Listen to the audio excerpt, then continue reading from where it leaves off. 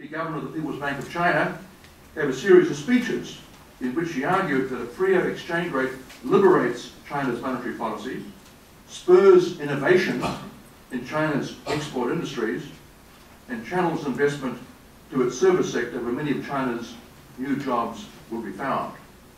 Quote, adopting a more flexible exchange rate regime serves China's long-term interests, as the benefits far exceed the cost in reorganizing industry and removing outdated capacities, she said. That is certainly true, and one must hope that China adopts a more flexible regime before highly damaging protectionist moves are taken in other countries.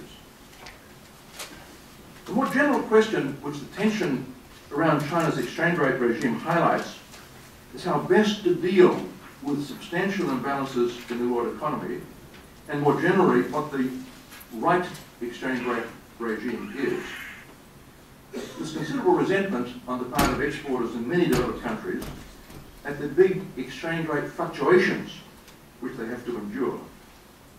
In my own country, exporters have complained that over the last 2 decades, the New Zealand dollar has on 2 occasions appreciated against a trade-weighted basket of currencies by some 50%. And they've assumed that's only because the New Zealand dollar is a very small currency thrown around on the turbulent seas of international foreign exchange markets.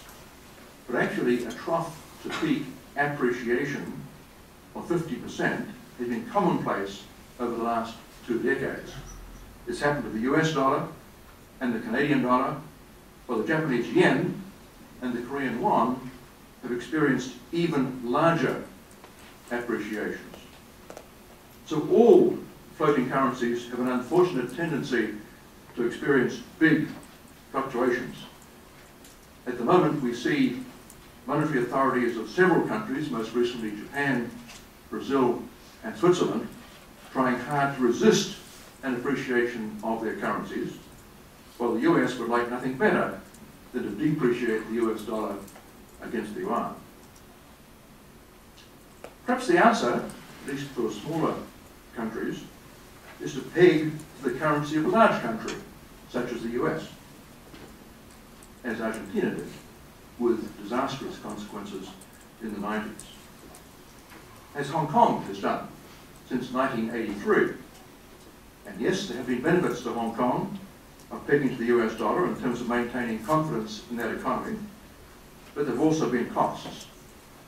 When inflation in Hong Kong was markedly higher than in the US, Hong Kong's real exchange rate appreciated strongly, which was a contributing factor to driving manufacturing across the border into China.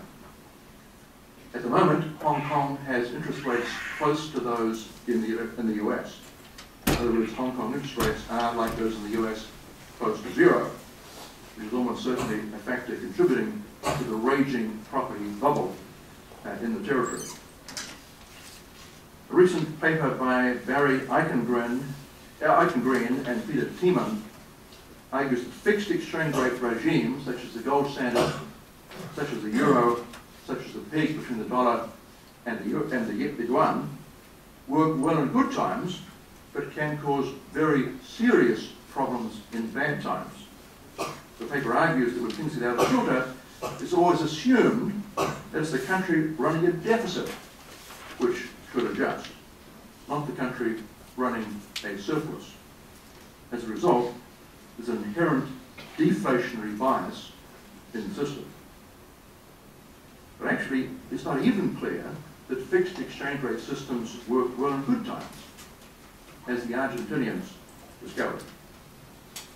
Moreover, it now seems clear that the low interest rates which Ireland and Spain enjoyed when they first became part of the euro area, which were undoubtedly the source of much rejoicing at the height of the property boom in both countries, were quite inappropriate for the conditions in those countries. Both countries may have been very much better off now, at least economically, had they had policy interest rates more appropriate to their own circumstances over the last decade. In other words, higher interest rates. I suspect that the monetary authorities in Hong Kong would welcome the opportunity of having higher interest rates there also at the moment.